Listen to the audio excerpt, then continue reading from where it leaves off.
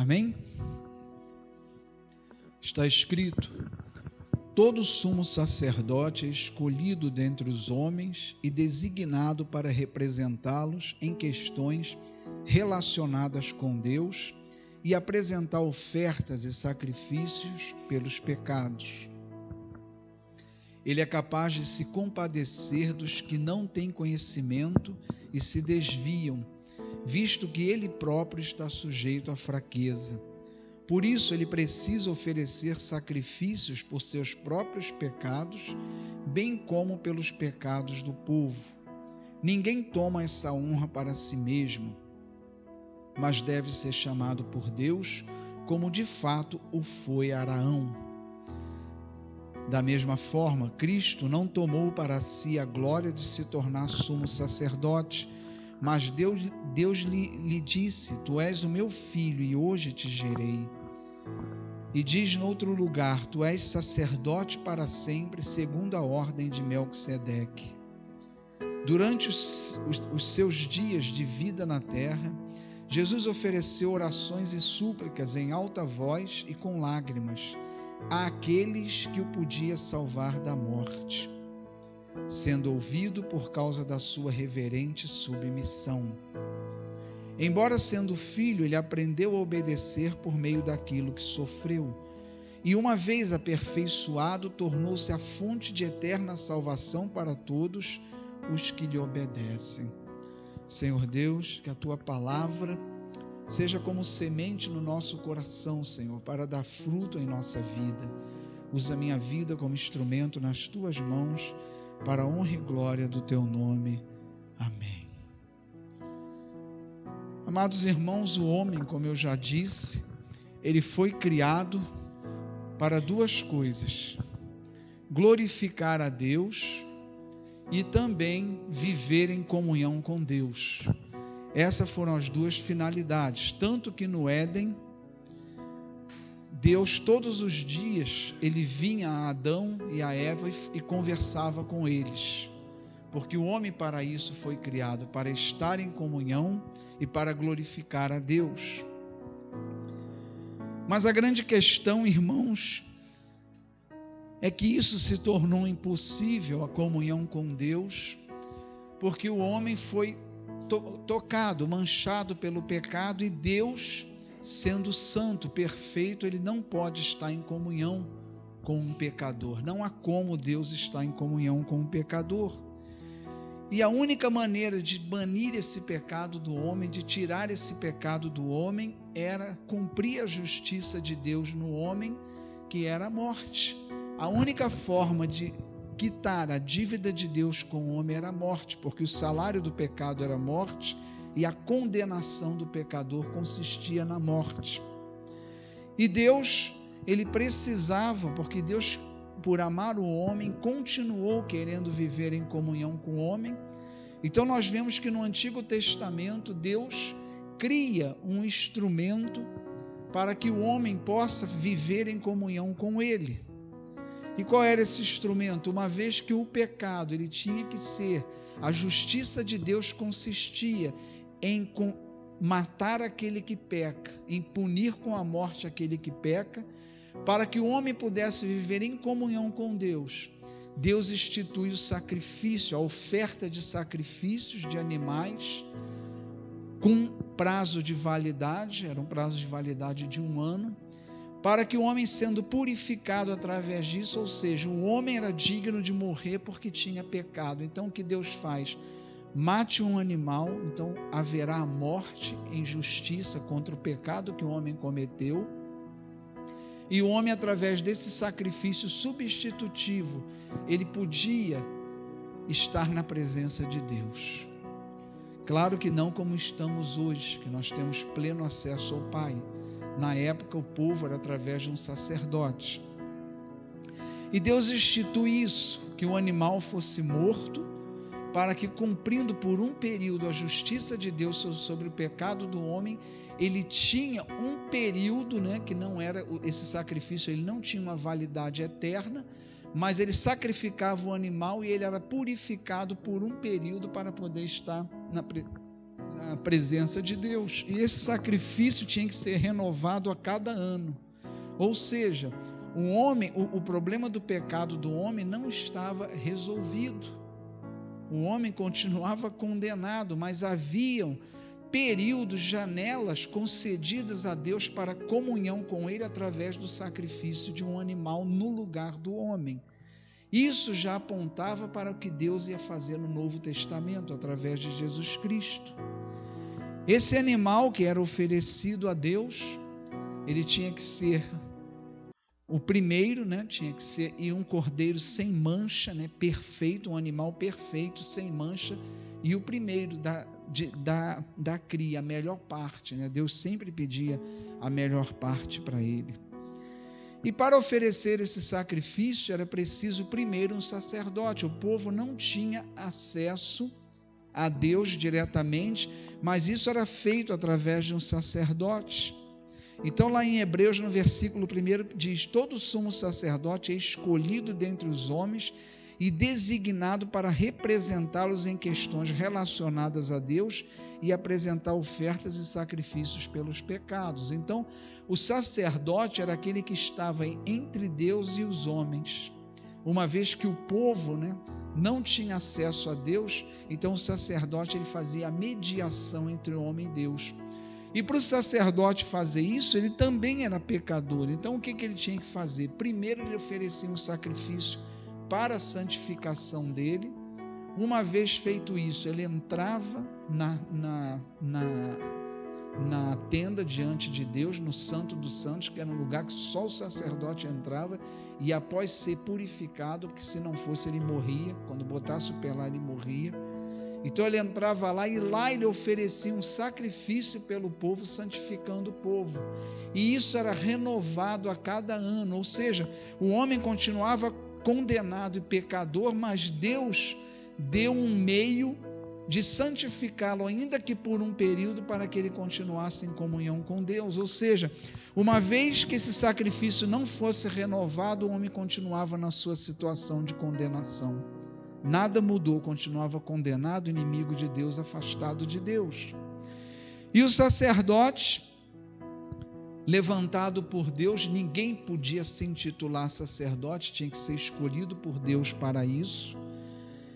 Era um homem que era capaz de se compadecer do povo, porque você não tem como ser sacerdote se você não pode compreender a necessidade do povo e aquilo que o povo está passando. Então esse sacerdote, diz no versículo 2, ele é capaz de se compadecer daqueles que não têm conhecimento e se desviam, visto que ele próprio está sujeito à fraqueza. Então aquele sacerdote que ia diante de Deus oferecer sacrifício pelo povo, ele ia diante de Deus com um coração compadecido, olhava o povo com compaixão, pois ele compreendia perfeitamente, porque as fraquezas em que o povo caiu, ele sabia que estava sujeito a todas elas e já as tinha experimentado, tanto que ele precisava se santificar para estar na presença de Deus. Então Deus levantava homens que tinham um coração cheio de compaixão pela necessidade do povo, pelo pecado do povo, pela vida afastada de Deus que o povo vivia. Por isso ele precisa oferecer sacrifícios por seus próprios pecados, bem como pelos pecados do povo. E diz no versículo 4, ninguém toma essa honra para si mesmo, mas deve ser chamado por Deus, como de fato foi Araão. Araão foi levantado como sumo sacerdote, e os sacerdotes todos vinham da descendência de Araão.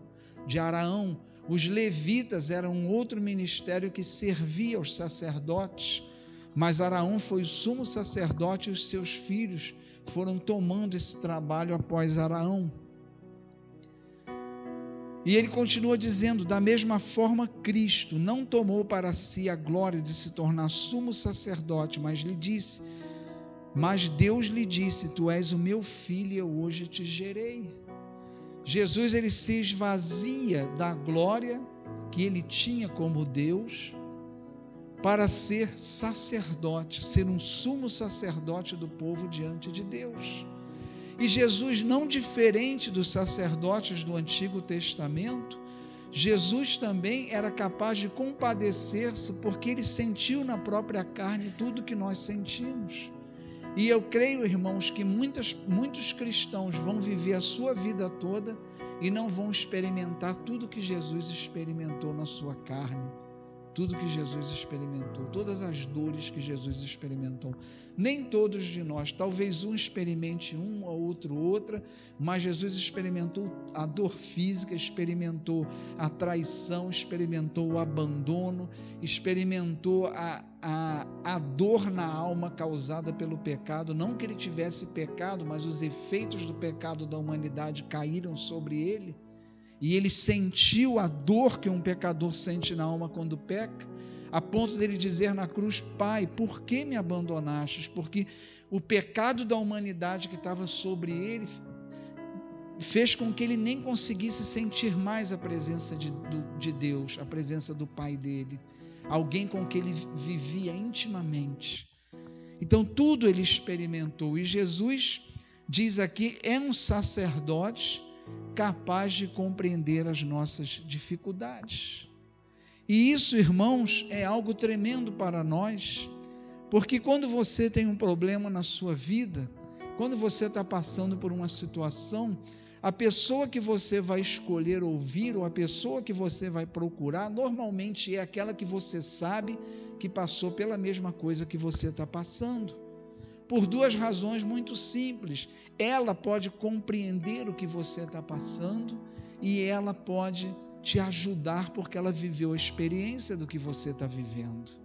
E Jesus, irmãos, é alguém que compreende o que a gente está passando. Muitas vezes a gente chega diante de Deus numa situação tão ruim que a gente nem sabe explicar para Deus o que a gente está sentindo, mas Ele compreende plenamente tudo que a gente passa, porque Ele sentiu na própria carne. Então, nós oramos a um Jesus compadecido, um Jesus cheio de compaixão pelas nossas necessidades, pelas nossas fraquezas, pela nossa condição de pecador, porque Ele viveu tudo isso. Ele não pecou, mas Ele foi sujeito à tentação igual a nós, tanto que, se não fosse, Satanás não tinha tentado. Satanás foi ao deserto e tentou ele porque sabia que ele podia cair. Ele não caiu, mas ele podia, ele teve que resistir e vencer a tentação. Então ele compreende tudo que nós passamos, ele é capaz de compreender tudo que nós sentimos. E diz no versículo 6, e diz em outro lugar, né?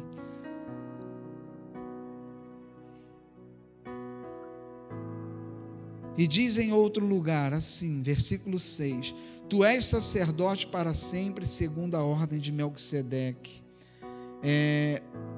A ordem de Melquisedeque, ele está dizendo, porque esse sacerdote, Melquisedeque, sumo sacerdote, é uma figura na Bíblia que ele é muito misterioso, né? Porque a Bíblia não fala de onde ele veio, não fala de descendente de quem ele é, e muito menos para onde ele foi. Ele aparece e some, é uma figura misteriosa. E quando eles falam que Jesus é um sumo sacerdote segundo a ordem de Melquisedeque, quer dizer também que Jesus não tem começo e não tem fim, porque Jesus é eterno.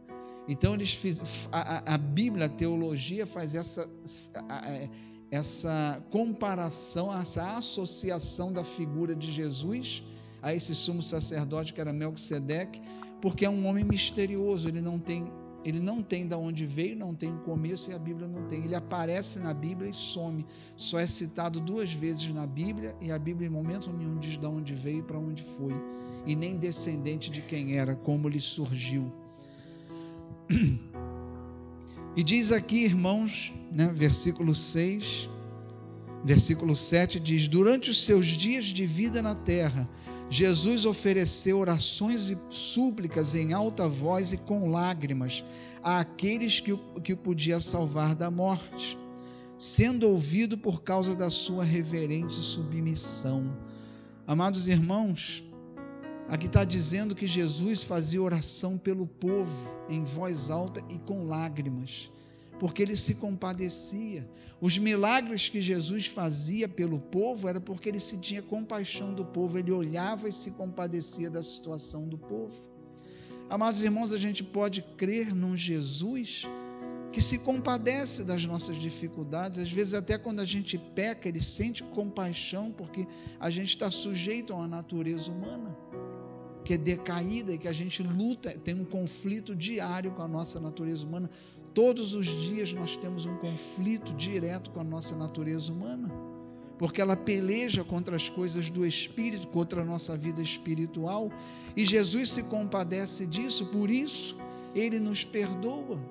João diz, olha, filhinhos, não pequeis, mas se pecarem, Deus é fiel e justo para perdoar os vossos pecados. Seja qual for, não tem pecadinho, pecadão, seja qual for o pecado, se você estiver verdadeiramente arrependido, Jesus te perdoa imediatamente. Por quê? Porque Jesus se compadece da nossa situação, porque ele viveu tudo que a gente está vivendo. Então é um Jesus capaz de se compadecer. E aqui diz que ele, como sacerdote, ele era ouvido por causa de quê? Olha lá no versículo 7. Durante os seus dias de vida, Jesus ofereceu orações e súplicas em alta voz e com lágrimas àquele que o podia salvar da morte, sendo ouvido por causa de quê? Da sua reverente submissão. Não há como o sacerdote ser ouvido por Deus se ele não for submisso a Deus, ter reverência a Deus. O sacerdote, tanto no Antigo Testamento como Jesus Cristo, que é o sumo sacerdote, ele foi obediente em tudo ao Pai. Ele disse, olha, eu vim para fazer a vontade do meu Pai. Em tudo ele foi obediente a Deus. E o sacerdote, para ser ouvido por Deus, ele tem que ser alguém que tem reverência a Deus e alguém que teme a Deus e é obediente a Deus. Não tem como você ser colocado entre o povo e Deus se você não é obediente a Deus. Deus não ouve o desobediente, Deus não ouve aquele que não tem reverência a Ele, Deus não ouve aquele que não o teme. Não o teme aqui no sentido de ter medo, eu já expliquei isso aqui uma vez. O temor de Deus não é medo de Deus, porque o medo nos afasta das pessoas. O temor de Deus é você ter reverência, porque você sabe com quem você está falando. Isso é diferente, é você tratar com respeito, isso é temor a Deus.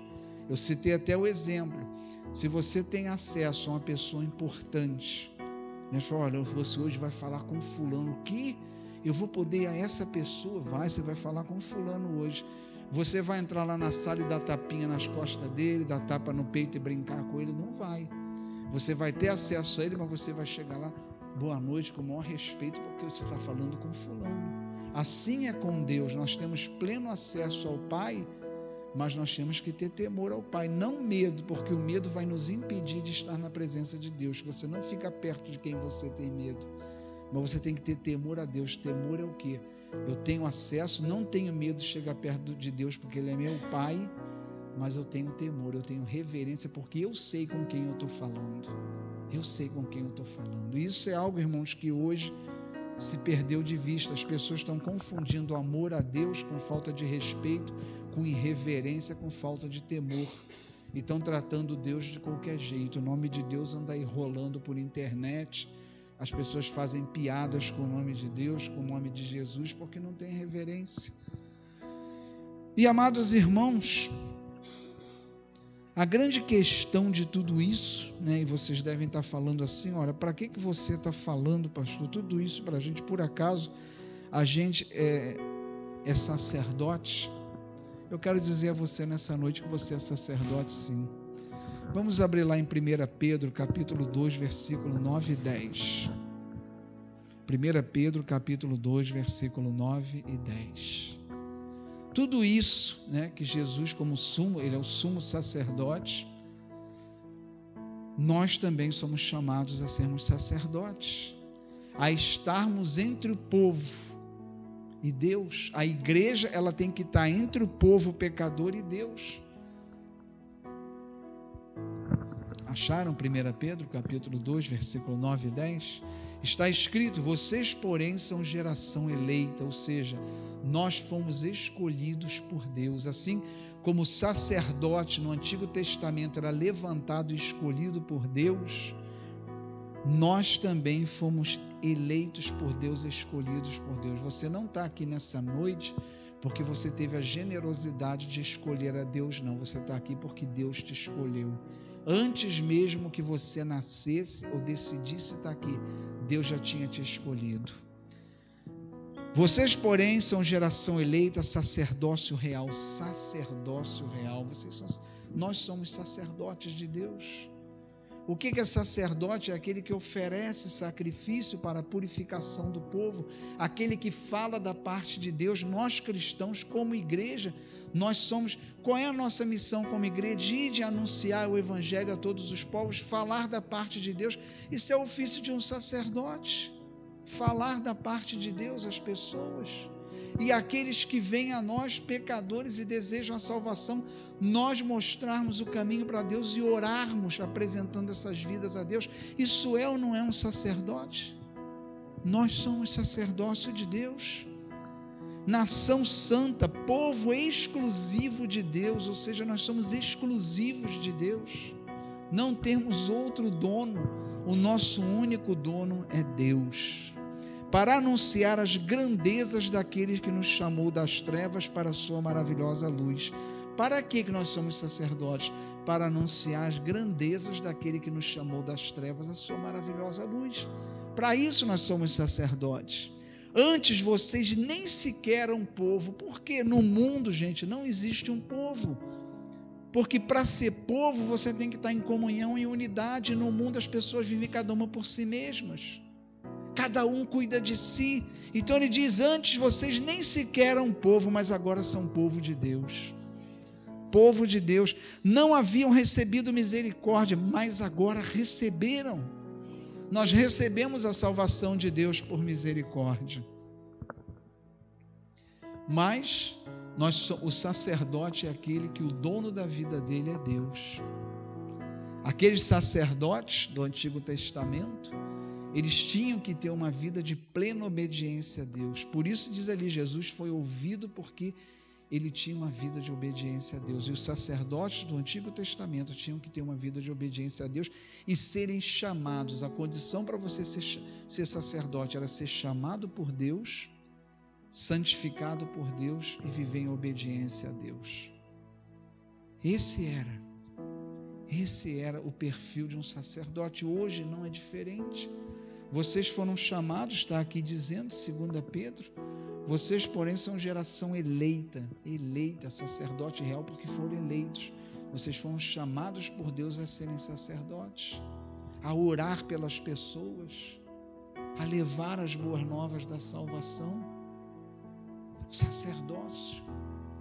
E primeiro passo tem que ser chamado, escolhido por Deus, e isso todo cristão foi. E segundo, vocês têm que ter obediência a Deus, viver em obediência. Amados irmãos, um dos grandes problemas, né?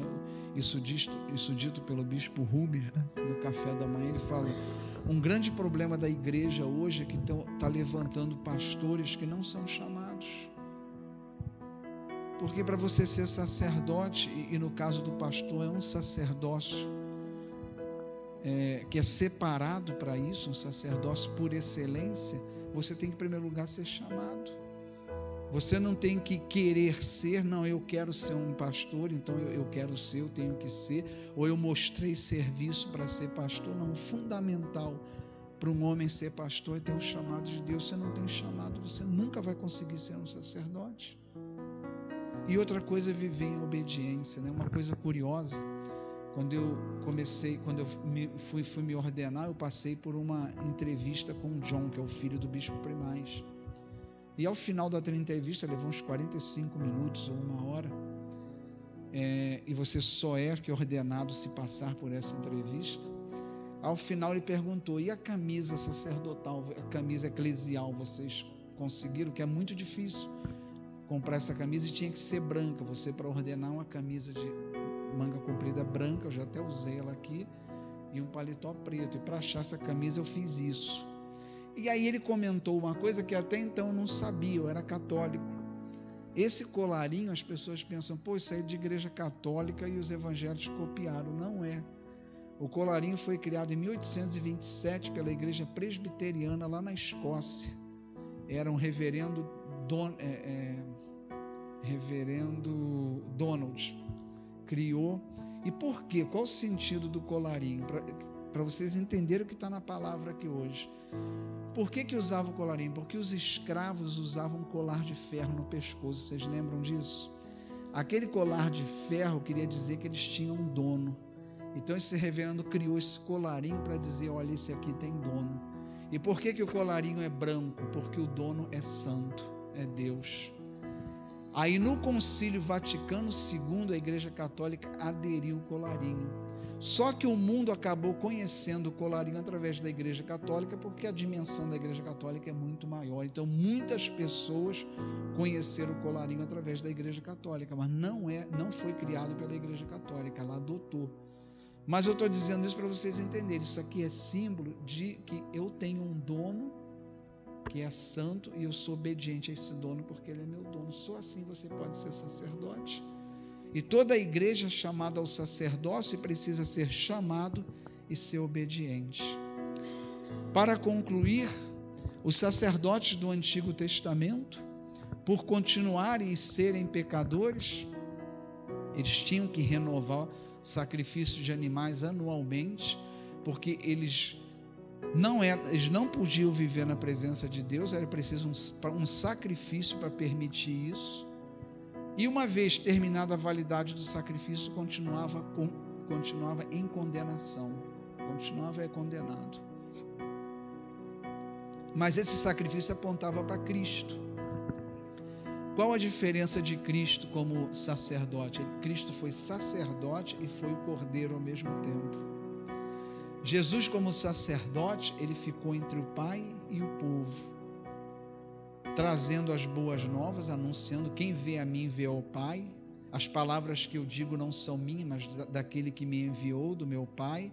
Quem me vê, vê o Pai. Quer dizer, ele revela a Deus, revela ao Pai e a si mesmo, porque ele e o Pai são um, com o Espírito Santo, é o mistério da Trindade. E ele ofereceu um sacrifício que foi ele mesmo. E por que esse sacrifício foi definitivo? Porque dessa vez não foi animal que morreu, dessa vez foi o próprio pecador que morreu. Não que Jesus fosse pecador, mas quem era o pecador? Era o homem, não era? Então Jesus assume a humanidade, ele nasce de uma mulher para ele poder ser homem, e como homem ele pagar pelo pecado do homem. Agora não foi animal que morreu, agora foi um homem. Então o pecado a justiça de Deus está cumprida. Até então não era o homem que estava morrendo, era animal. Deus, apontando para o sacrifício substitutivo, ele concedia um período de santidade para estar na presença dele, pela validade daquele sacrifício de um animal. Mas agora não era mais um animal, o próprio condenado, não que Jesus fosse condenado, entenda, mas a humanidade era condenada. Jesus assume a natureza humana e a natureza humana vai para a cruz em Cristo e paga pelo seu pecado e é absolvida na cruz, justificada na cruz pelo sacrifício de Deus. Por que nós somos justificados? Porque nós não fomos para a cruz, cada um de nós. Foi alguém no nosso lugar, então é ele que nos justifica.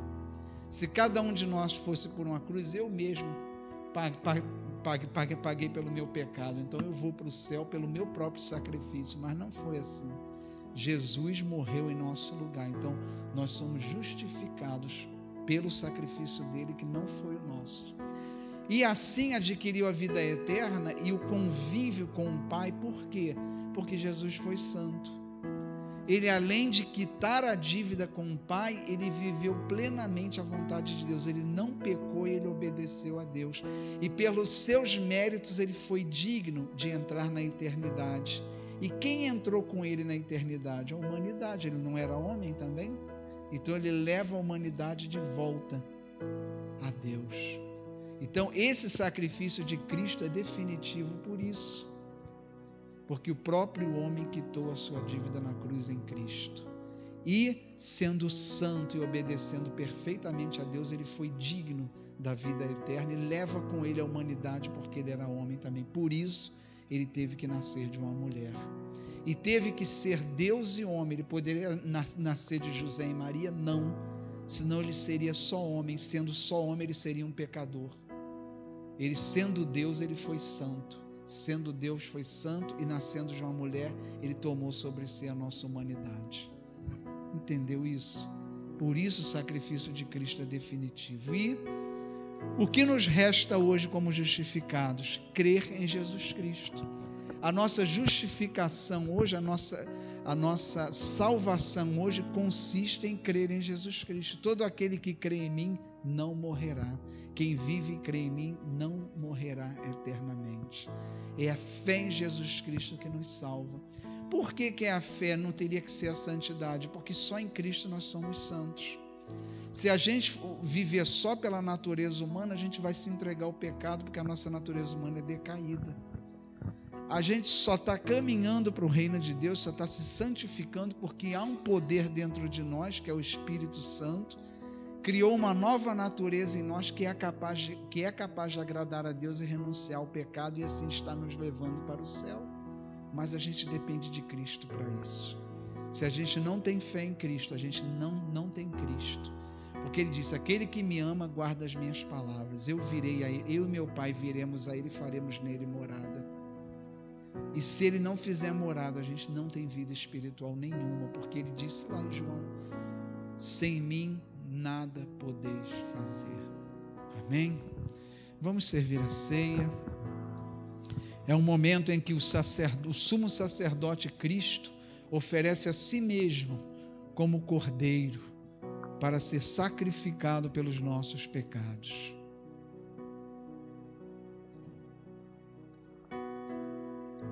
E ele diz, que esse sacrifício tem validade eterna. E ele pede que a gente celebre a ceia todas as vezes para que a gente não esqueça o que ele fez. Percebam que Jesus não pede para ser lembrado quando cura um doente, quando ele curou doentes, não pede para ser lembrado quando ele chega diante do túmulo de Lázaro e ressuscita ele, um milagre fantástico. Não pede para ser lembrado quando aquela menina está morta e ele levanta ela. Não pede para ser lembrado quando ele para a tempestade, manda a tempestade se acalmar, mas ele pede para ser lembrado como cordeiro imolado, como sofredor, cordeiro sofredor. Por quê? Para a gente não esquecer que a nossa salvação depende do sacrifício dele na cruz. A nossa vida depende dele. Não há salvação para nós sem Cristo Jesus. Por isso nós celebramos a ceia, para que a gente não se esqueça do sacrifício de Cristo na cruz. É na cruz que está a nossa salvação. Somos justificados pelo sacrifício da cruz, e é a cruz que nos define como cristãos. Por isso Jesus falou: aquele que quer vir após mim, toma a sua cruz e siga-me. Porque a vida do cristão, ela se identifica com a cruz de Cristo. E Paulo diz, ao recebermos esses elementos, que cada um examine-se a si mesmo, não para deixar de participar, mas para que possa pedir perdão a Deus e participar dignamente. Que a gente possa refletir sobre os nossos pecados, pedir a Deus que nos perdoe, porque somos pecadores, e que possamos dignamente participar da ceia do Senhor.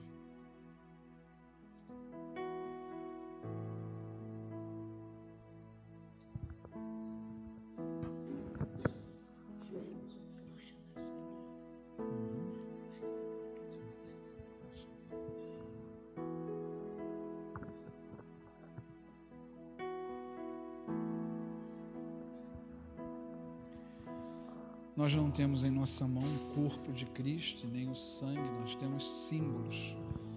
Mas símbolos que nos remetem a uma realidade que está acontecendo agora. A ceia está sendo servida verdadeiramente, porque Jesus está se fazendo alimento para nós nesse momento. Então, é um sinal visível e eficaz. Visível porque é uma forma da gente visualizar o que está acontecendo na esfera espiritual. E é eficaz porque verdadeiramente está acontecendo. Não há dúvida de que nesse momento nós estamos à mesa com o Senhor. Não há dúvida de que nesse momento estamos renovando o sacrifício de Cristo. E quando a gente celebra, é diferente de comemorar. Você comemora algo que aconteceu no passado, mas quando você celebra, você revive. Celebrar é reviver. Então, nesse momento, a gente está revivendo o momento da ceia, em que Jesus se despedia daqueles que ele amava, sabendo que em pouco tempo ele seria entregue para ser morto. Sabia que aqueles que estavam à mesa com ele iriam abandoná-lo.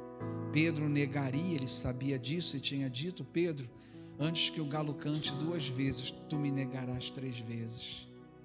Disse ao redor da mesa: entre vocês há um aqui que vai me trair. Tudo isso ele sabia. E sabia também que assim que ele fosse pego, todos sairiam de perto dele, ele ficaria sozinho. Ele disse isso, tudo isso ele disse. Ele disse que ele seria pego e que vocês me deixarão só, mas eu não estarei só porque eu estarei com meu Pai. Ele sabia exatamente o que ele ia passar. Por isso é um sacerdote capaz de compreender as nossas aflições. Por isso é um sacerdote capaz de entender o que a gente pensa. Você pode, no momento de tristeza, em que você tem dificuldade até de falar, você pode simplesmente se ajoelhar diante do Senhor calado, que Ele sabe exatamente o que você está sentindo e passando. Nosso Deus não é um Deus de pedra, é um Deus que se relaciona conosco. Mais do que isso, é um Deus que assumiu a nossa natureza e sentiu em si mesmo as nossas dores. Por isso Ele é capaz de sentir o que nós sentimos, saber o que nós passamos. Por essa razão, Ele é capaz de saber o que nós passamos. Que nesse momento da ceia, a gente possa estar refletindo diante do Senhor sobre as nossas faltas, né? As nossas omissões, as nossas fraquezas, nossas quedas, pecados que cometemos conscientemente, muitos outros que a gente nem se deu conta que cometeu, nossos pecados de relacionamento, aquilo que fizemos, que sabemos que como cristãos não deveríamos ter feito, sabendo que Jesus quer nos perdoar agora. Se a gente se arrepender, Ele quer nos perdoar e nós vamos participar da ceia dignamente, porque o céu, irmãos, é um lugar de perdoados. Na noite que ia ser entregue, Ele tomou o pão, deu graças, o partiu e o deu aos seus discípulos, dizendo: tomai e comei todos vós, isto é o meu corpo que será entregue por vós.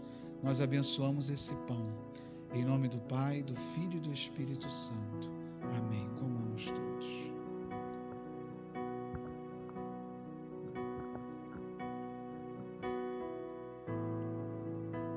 Segura o seu cálice na presença do Senhor.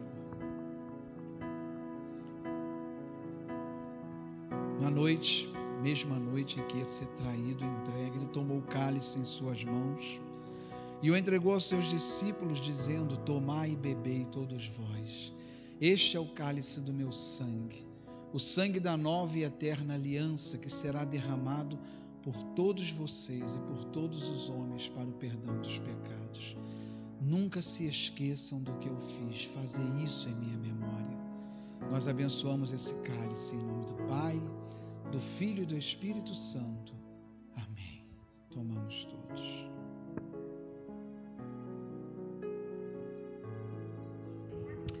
Que a bênção de Deus Todo-Poderoso, Pai, Filho e Espírito Santo, desça sobre nós, sobre nossos familiares, sobre o nosso lar, agora e para sempre. Amém. Que Deus abençoe a tua vida, te dê um resto de semana abençoado.